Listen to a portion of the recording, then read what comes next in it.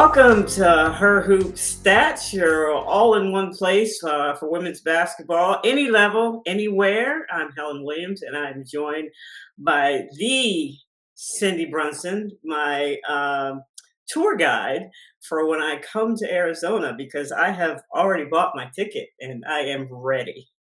Women's Final Four in the first week of April here in the desert. The drive to the desert has begun as we are getting ready to tip off some exhibition games, of course, underway this week. And then next week, the deal really starts on November the 2nd with We Basketball, We Paris, and all of the exciting things happening. But yeah, I'm so glad you're on board and that you're locked in. Passed by the countdown clock in the airport just the other day. This city, Really? so hyped to host this women's Final Four. I cannot wait to show off this entire area to you, Helen. You're going to love it. I'm excited. You're going to show me all the good vegan places to eat. Yes. We're starting you out at True Food. Excellent. And Okay. I've got a list of others because not only is Diana Taurasi famously vegan, the sports information person for the Mercury, Olivia Kuby, also a vegan, and it's her job in every WNBA city to find the vegan spots for the vegan players. So she is literally, Okay. yes, yes. So I got you. I got you All covered. right. I can't wait. I can't wait. Yeah, so that just leads us into our topic today. We're going to talk about the way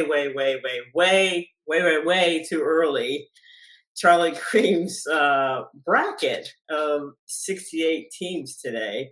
Mhm. Just a few things about each, each quadrant, and let's get into it and see what were your first impressions? The first thing I noticed was Big 12, only 5 teams. Like, yikes. Very top heavy in the Big 12 this season. And the bottom, I fear, is really not going to feel like it has a floor. There are a couple of programs that are really in rebuild mode. And what really strikes me as I look at the college basketball landscape, and I'm curious to see how this changes in the coming years, we have had so many great blue bloods, right? The UConns, Yeah. Stanford, Duke, the list goes on and on. South Carolina has joined the conversation. Tennessee was a tent pole for the longest time and is back again. Killer Will Kim. that, Killer yeah, Kim. right? Will that change with NIL? Do players seek to play for the coach that they feel could get them ready for the next level? Or are they just chasing dollars? And if they're just chasing dollars, what does that do to the legacy programs? I'm just very curious to see because we've seen so much player movement, and I want to know. I wish I had a crystal ball and could see 10 years into the future. Yeah, it's interesting you say that. I watch a lot of football and all the football shows, and that's a big topic of why you see, Georgia Tech and Vanderbilt, doing so well, and all these other teams that you traditionally were, at the bottom of their leagues, and now they're, Virginia, like 7-1, like undefeated, and then you have like a team like Florida State, who's just, a blue blood in football. So, and they're not doing well. And then God forbid Alabama lose another game. Their fans are gonna, just I don't know. They're crazy. But anyway, to your point, They go from um, 0 to apoplectic in a heartbeat. It is awesome. to fire the coach, and now he's the best thing as long as he wears the black sweatshirt on the sideline. Listen, I Yeah. wanna get fired. These coaches getting fired in college Oh my football, God. That is the best woo, retirement plan. Get a Power right? Four head coaching football job and get fired without cause. You'll Yes, never here's have to work 40 million again, plus dollars to go away. to do nothing, to Mm, do nothing. mm. And oh my God. And but they still always want to come back. I'm like, why? You got a gazillion dollars. Like, go do something else with your life. But Well, um because it's all about winning the big prize, right? yeah, I You know, want to be the but one making it's the still grand. never enough. Most Yeah. coaches don't coach for the money anyway, but still. Mhm. So yeah, to your point, it's interesting. I was listening to an interview with Coach Yo at Mhm. Mississippi, and she Love was her. talking about obviously one of the benefits, and we're not going to go conference by conference, but one of the benefits of playing in the SEC is you get to play against some of the best players who will be some of the best players in the W. So Mhm. you can come to a program like hers, which is geared toward getting you ready for the pros on the basketball side. Obviously, in her words, getting you ready to be a pro in life as well. But Yeah. you know, to your point, players are going to go to places like that where they know they're going to be seen because the scouts are going to come to those games because they'll be able to see two teams at once, right? Mhm. And they'll be able to see how you perform against the best competition. So that's going to be on the list of players. And some of them don't even, they just commit without looking. They're like, okay, I'm coming there. Can you make the money close? It's a better place for me to grow my skills. If you look at Olivia Miles, who's Mhm. going to TCU, to Yep. the point guard whisperer, Yeah. she's going because she wants to get better at the pick and roll and coming Mhm. off Get those a pro pick and level rolls offense. and going down, yet going Yep. downhill and being able to read, offenses. So that was she wanted to get better. She could have gone to the pros obviously last year, but that was her main Mhm. thing was like, I gotta get better. And obviously she wanted to be a second year off her ACL in Yeah. terms of, feeling good about her body. But that's Mhm. specifically why she went there. I want to get better so that I can go against, the best players and be ready for the Mhm. pros. So your And point is well taken. well, and as the money gets better in the WNBA, then does that also become a part of the consideration, right? Because for so long, you did it for the love of the game. You didn't do it because you were going to get rich in the WNBA. You could have the seeds to build generational wealth. But if you weren't the top tier talent, that just wasn't on the table. But now, if the pay us what you owe us mantra is heard by All leadership right, in the let's show WNBA, everybody your shirt. Show everybody your shirt. well, this is just everyone watches women's sports, Okay, but but to the yeah, point, they gotta yeah, pay them because they're watching yes. them. Well, they are the product, right? So once we start seeing seven-figure salaries, then does the shift happen again? Instead of chasing the NIL money, do I go to the coach like Coach Yo, who can give me the fundamental skill set needed at the next level? So I'm just the next 3, 4, 5, 10 years is going to be so interesting in college to see how it plays out and what players are going to prioritize. Yeah, and if you're a coach, you're gonna have to evolve. If I want the best Oh, players, what does my company look like? Not mhm. program. What does Right. my company look like? I'm the CEO. I've got a GM now. We've got Mhm. salaries and payroll. One of the things that she mentioned I thought was very interesting was she said she studied the NBA and how they appropriated their money. Yeah. 20% to the top, 10, so you're going to have to come in with a plan like that if you're going to be successful in attracting the players, and then you're going to have to be adept at being able to get in a truncated season, being able to build some sort of culture and chemistry, Mhm. so that you can win games. Yep. It's really interesting how the coaches are going to have to evolve as well. And that's what I love. You can see it in real time, right? With Caldwell at Tennessee. Her whole salary is incentive based. You produce, we pay you. So whatever little notch she can put in her belt, SEC champion, SEC tournament, NCAA tournament, so on and so on. And she has been given the NIL check to go get the players that she needs.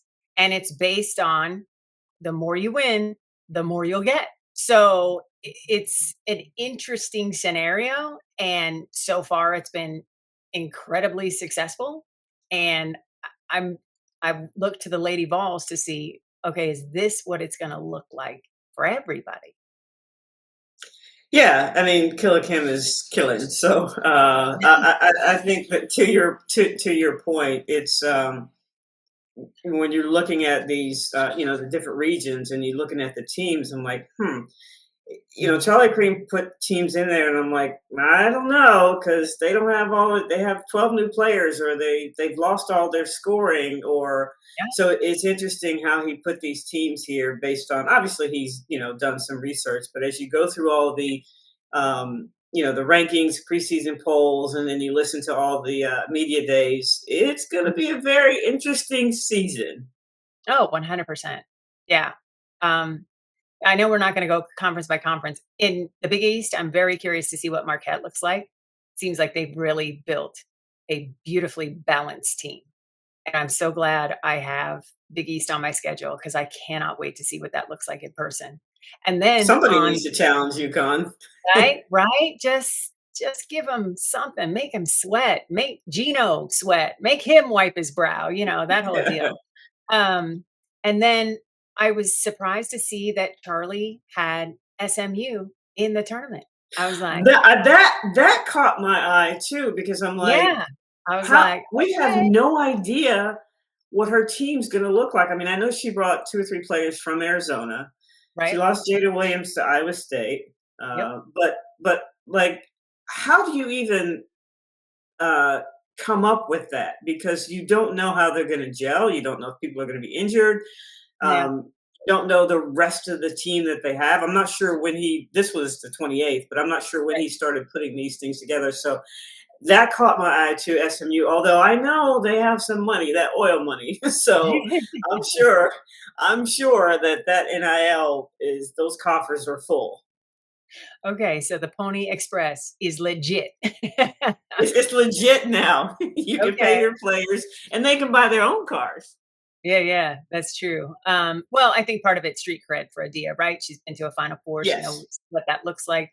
She has built a program. I mean, she took Arizona from the very basement to the tippy top. So she understands the assignment. And then she has Ty Skinner, one of the most elite scorers the country has ever seen, and will get to be reintroduced to now in the ACC.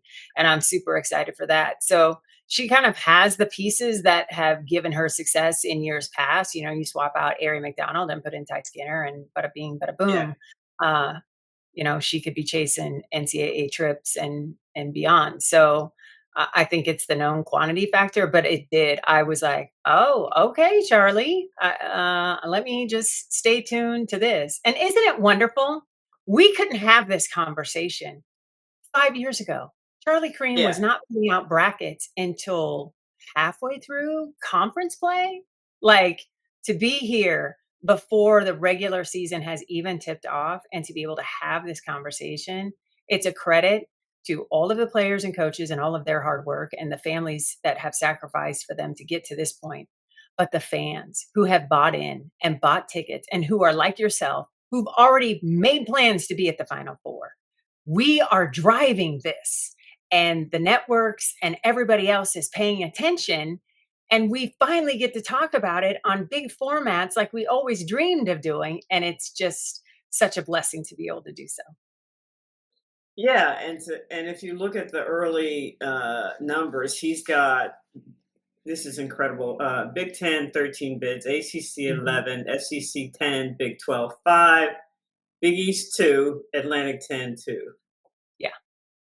So to your point, are the rich gonna get richer? To continue the Power Four, because that's who's gonna have most of the money. Right. And we in years past, we've always looked to the football programs. How big is football?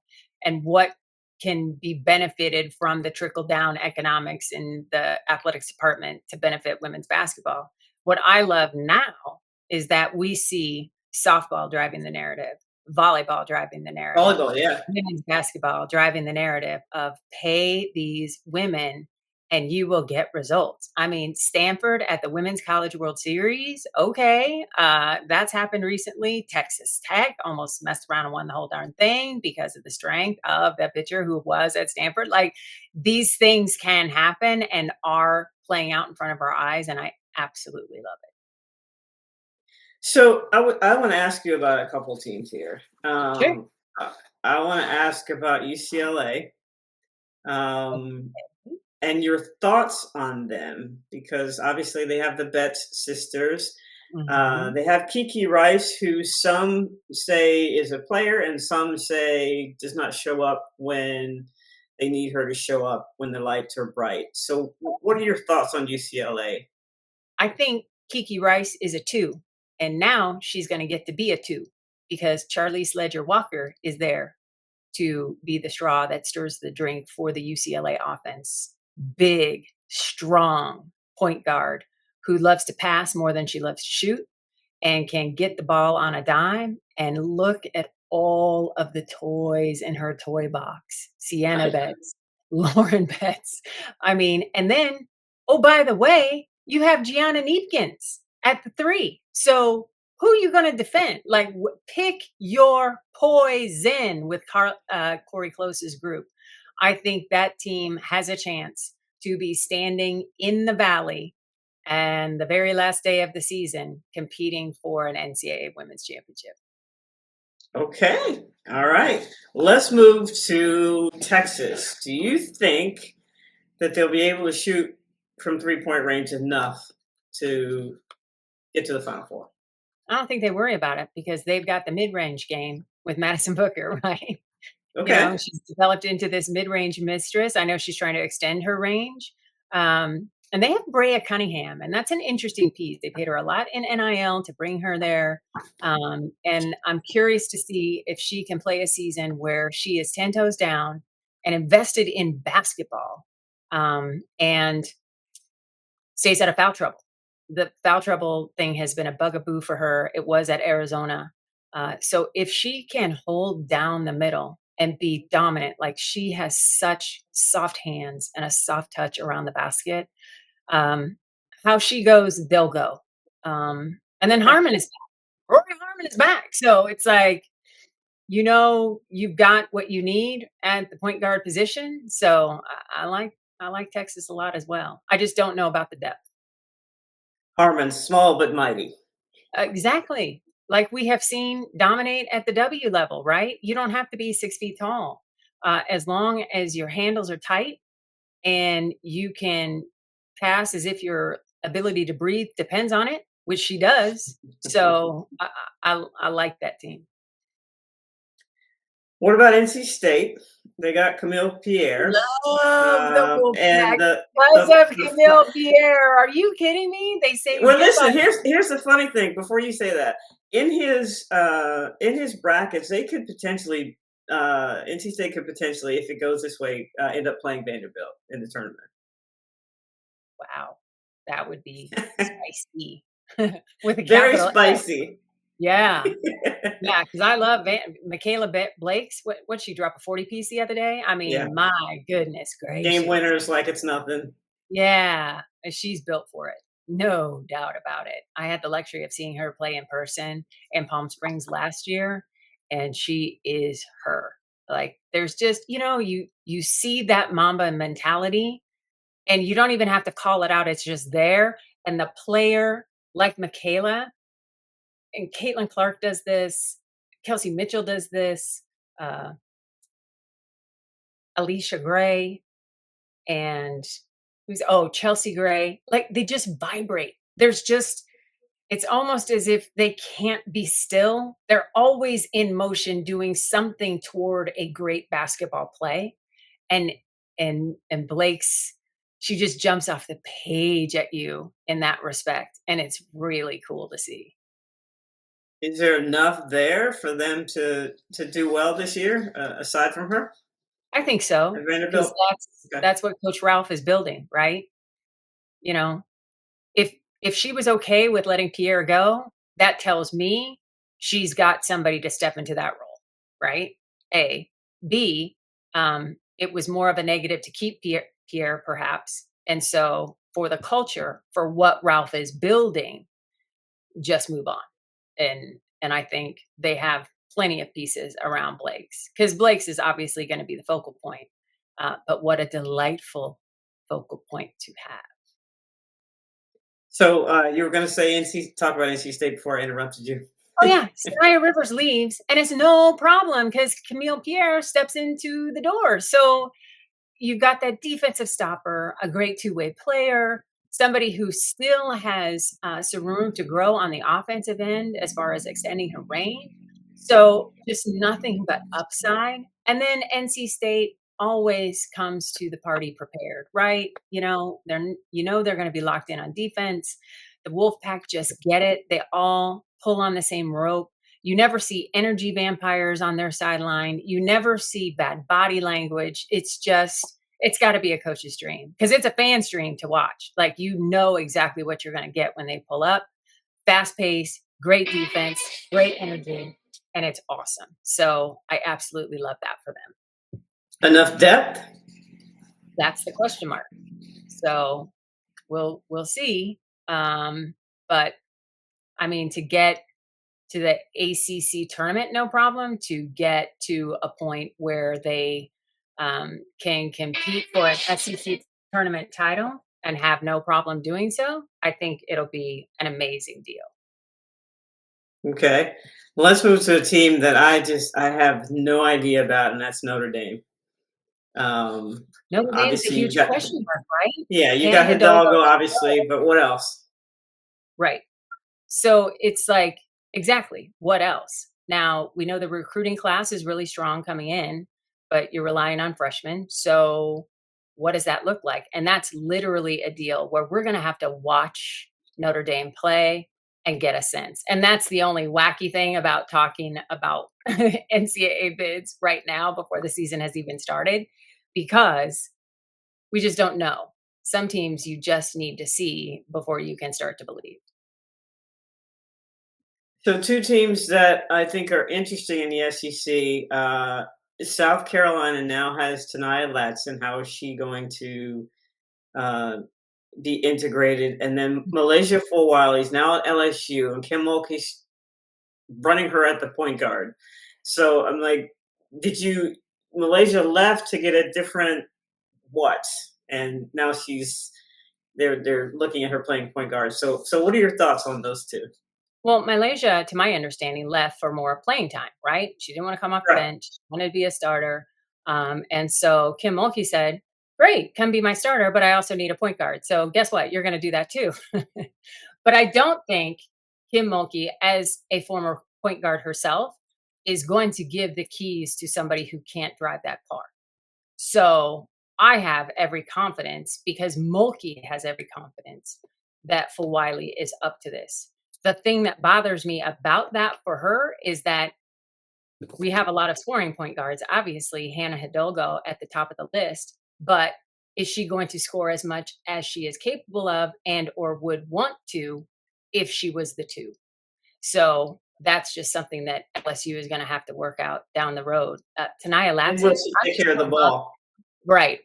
I'm just bummed that Tanaya Latson doesn't have Chloe on the floor with her. That injury, I think, is going to be a bummer for South Carolina. But any team in this country more equipped to deal with a setback, it's the Gamecocks. It's Dawn Staley. She's built for this. They've had injuries before where you thought, oh, that's just going to be devastating, and they find a way and cut down nets anyway. So I'm very curious to see what Latson looks, because Tanaya made this shift, right? Because Florida State, as good as it was with her, wasn't in that upper echelon conversation, wasn't getting all of the eyeballs that a South Carolina Exactly. and get. So she went to be under the bright lights. So now we get to see what that looks like for her. And I could not be more excited, because she is a walking bucket. She is, Alicia Gray now. Like, what Leash is doing now, several years into her WNBA career, that's what Latson does on the regular in college. So I cannot wait to see that unfold. Some teams with some coaches that I think need to win this year. Ooh, Florida. Need to win. Florida. Okay. Georgia. Ooh. Virginia. Yep. Do you add anybody to that list? I would say Texas Tech. That program has a lot of bells and whistles. Brand new practice facility, NIL that is stout. They just literally turn to Patrick Mahomes and say, "Can you write a check?" And it happens. So that's not a problem. Coach Gerlich cleared out her previous assistants and has a whole new staff. and is still waiting to see what kind of players are there. But for all the money that university pours into women's athletics, I think this is make or break for Gurlich, because you can't have more access to everything that coaches are pining for and fighting for, and that's NIL. So I would be circling Texas Tech for sure, just because the pressure has got to be on. How do you think South Florida is going to be since they have an interim coach now? I think they're going to be fine. I think what Coach Fernandez built there is stable, right? He's been there forever. The culture is in place. And he has been somebody, and this is why he appealed to the WNBA level, is he has always recruited well internationally and found the diamonds in the rough and got them to come to South Florida. So his philosophy, I think, will continue, much like we didn't see much drop off when Lynn Roberts left for the Sparks and Gavin took over for her. So I think it'll be pretty seamless. South Florida is still going to want to shoot the lights out from three. They're still going to want to, play good defense and just make you wish they weren't on your schedule. So it's that's just what he's built. Yeah. All right. My last question: is there anybody that you think will make the tournament that people don't think will make the tournament, that won't expect them to do well? Ooh, that's a great question. I'm going to say in my backyard, because there's only 5 teams from the Big 12 that have made this cut, Arizona State. It's a Okay. mystery, New but coach. Molly Miller, she is a spark, man. And I saw what she did at GCU. There's a reason why she's at ASU. What she did for Grand Canyon to put that institution on the map and make them a factor in women's basketball out of nowhere. Um, I think, and she also has some pretty good NIL. They've talked about the new renderings coming through for the new facility. They're going to upgrade and drastically improve their current situation. It used to be Wells Fargo Arena. I forget the name of it now, but so that's in place. So she can use that as a recruiting tool as well. James Harden built a beautiful practice facility, so that's not a question mark. So I think she has enough of the pieces in place, and she's got size.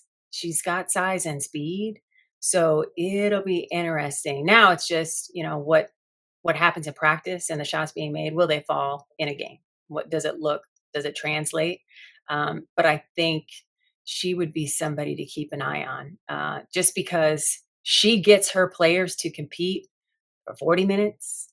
I think she gets them starting to compete when they walk into the arena. Like that mindset locks in as soon as they open that arena door, carry it through the locker room. And so, because of that, the culture piece, uh, it wouldn't surprise me if Arizona State got some wins you wouldn't think they would get, and the Sun Devils could mess around. They won't win the Big 12, but they darn well may determine who does. Okay, clip it. Last time we clipped Clemson for me, we're going to clip BMAC. You're going to clip Arizona State for Cindy. Woohoo! All right, so this is my favorite part. Okay. We're gonna call this segment "What's bugging Cindy." If you could Oh, change anything, what would you change? let's see. NCAA as a whole, like if I'm Mr. Baker for a day, I would make sure that there are guardrails up for NIL. Like, I feel like the playing field is not level, even with, okay, every school gets 20 million, you get to do blah blah blah. It just does not look the same from campus to campus. And I think particularly for women's sports, before we get into the haves and have not scenario, which would be disastrous after all of this growth in women's college basketball in particular, to see it go a different direction or turn left, I just wouldn't want to see that. So I would put up big guardrails. And secondly, the officiating piece. I would be very intentional about getting former players to become officials, because I just don't feel like we have enough of those. And I think they would have a different level of athleticism and instinct that would make the process so much better for women's college basketball, because we don't see it getting away like it is in the WNBA, where the athleticism, the speed, and the skill is just passing a lot. It feels like some of these referees by. It's not happening as much at the college level, but boy, when it starts tournament time and those whistles blow without explanation, you're like, wait a minute, that person is not ready for this. So, a better grading system, and to bring in more former players because they know it, they have lived it, they get it, and they understand it better than anybody else who's like, yeah, I think I'm going to become an official. Like, um, I think it would really make a difference. Yeah, I think they would have better relationships with the coaches too. Yes. But for this to happen, you got to pay him, right? It can't be a part time Yeah. job. It can't be a side hustle. It's got to be a career option. So I would, if I were Baker for a day, I would institute some sort of program to where you can be an official and have it be your job. And if you want to work outside of that, that's up to you. But you would make a good living and be able to put food on the table and provide for your family and do what you love. Okay, just two. That's it. I think so. I don't know. What's bugging Brunson? What is bugging Brunson? Yeah, those are my I'll 2. tell you one thing that's bugging me is the NCAA, although they've rescinded it and pushed it back, Mhm. uh, approving that college players can bet on the pros Oh, that's and college horrifying. coaches and administrators, and I'm like, what were you thinking? Who was in that room that thought that that was a good idea? Yeah. Especially with now that players do have money, you're going to have players betting, losing, and then trying to spend more money to make up for what they lost, and could Mhm. potentially lose all of their NIL money. But aside from that, we see with the NBA, like there's so many ways that could go sideways. Like Oh, that, yeah. that's bugging me.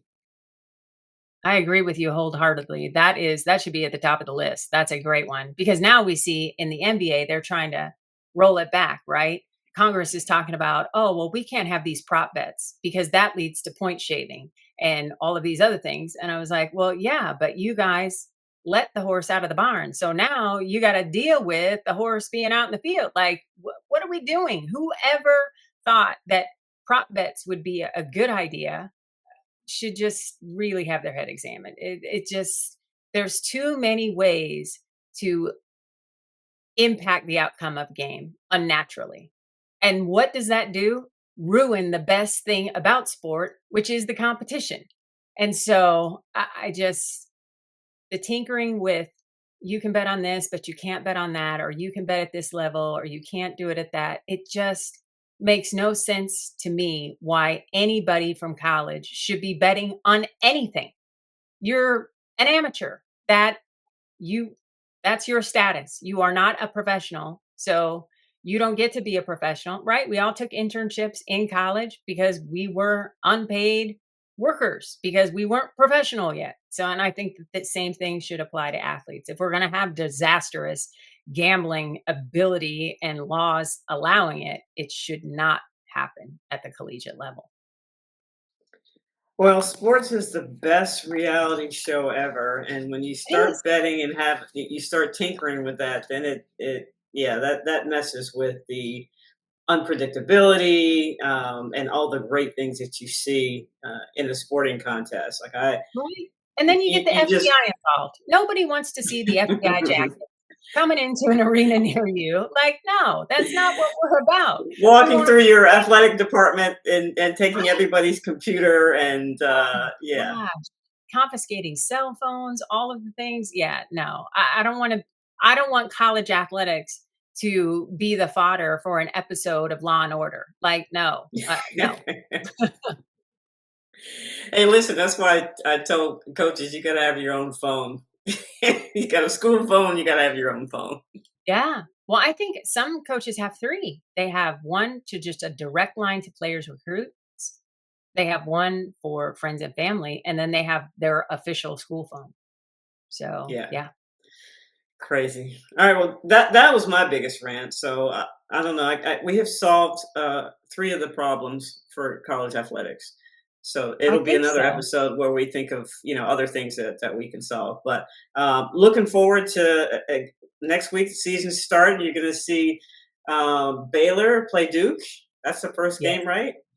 Can't Mhm. wait for that. And then, man, it starts from there. Yeah. The drive to the desert. Woo!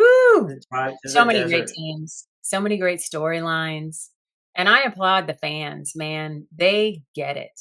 They have just to go to arenas in a variety of conferences. I was on the call for A10 tournament last year, and the fans that just showed up and showed out at every single level for so many different programs. It's just a beautiful thing to see, and it's why it's so fun to be a part of this process, Helen, because women's college basketball, as you know, feels like family. We recognize each other when we go into the arenas, the wink and a nod, the high five, all of the things. And it's just so joyous. So I hope that we stay in our little bubble and everybody loves on everybody and nobody takes to the interwebs to complain about somebody missing free throws or something crazy. And just enjoy the game, because the folks who are doing it right are busting their tail to put out a good product, and it behooves us and it's up to us to reward their work. Pay to go see the games. Yes. Pay to go see the games. And in the words of Bart Scott, can't wait. That's a good Bart Scott impersonation. I like that, Helen. I didn't know you had that in you. Well, a little something, something. I'm versatile. I'm I like versatile. that. I like Uh, that. I don't know about you, Helen, but I am so excited for Halloween. I love greeting the trick or treaters. I am a full size candy bar household. I don't mess Full around. size. Listen, I Oh, wanna win the imaginary prize for best house, and the only way I can do that is to do full-size candy bars. It's a tradition unlike any other, it's what I do, and here's the real rub. If any young little girl or boy walks up to my house wearing a jersey of a player, especially in the WNBA or women's college basketball, and is dressed up as their favorite player, they get 3 candy bars. Period, full stop. They don't even three. have to trick or treat. I'm already handing them, "Would you like a Reese's, a Snickers, M&Ms? You tell me what you want." And it never fails, and this is why I do it. First of all, to support people who love women's sports. Second, whoever they're with, their little guy friend, the little robot or Dracula, gets all in his feelings because he's not getting the same amount of candy. And it's like, make better costume decisions down the road. There is a reward waiting for you. At And Miss Cindy's house, you got to wear a jersey if you want extra candy. that's it. And it's even got into the coach sphere. Last year, I had a little Kim Mulkey walk up to my door. I almost passed out. It Oh, was you got to so take pictures precious. and you got to post this year on Twitter X or whatever. You got to take pictures. We got to see that. Yeah, yeah, I gotta do that. But yeah, Cindy B's house, full-size candy bars. It is the place to be. All right, well, that's it for today. If you have your social media, go look for her hoop stats everywhere on all the social media platforms, wherever you get your podcast, whatever you see our handles there. If you want to Mhm. communicate with us, do that as well. But yeah, Cindy, can't wait to see you in Arizona. So Oh, looking heck forward yeah. to it. I'm sure our paths will cross before then. Some Oh, remember, international. we put it out there that we're calling the game together. I So know, I know. And I did this about this time last year. I did it with Latina or excuse me, with Christy Winter Scott, and we finally worked together. So yeah, there you go. it can It's happen. out Yeah. there.